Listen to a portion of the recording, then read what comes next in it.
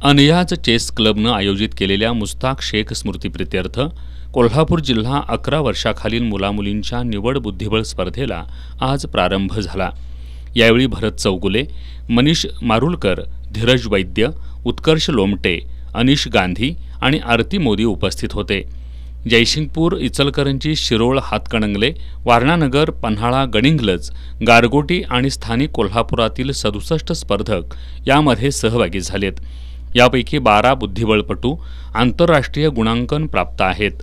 या स्पर्धेत मुलांच्या गटात स्विस लीग पद्धतीनं एकूण 7 फेऱ्या होणार आहेत, तर मुलींच्या गटात 5 फेऱ्या होणार आहेत।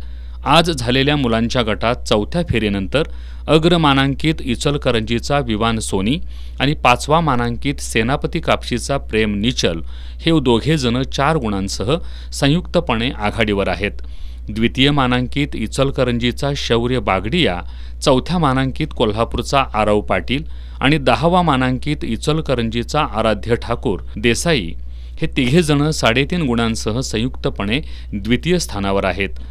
मुलींच्या गटात 3ऱ्या फेरीनंतर अग्रमानांकित जयसिंगपूरची सिद्धी कर्वे आणि द्वितीय मानांकित कोल्हापूरची आर्या चोडणकर या दोघी 3 गुणांसह संयुक्तपणे आघाडीवर आहेत।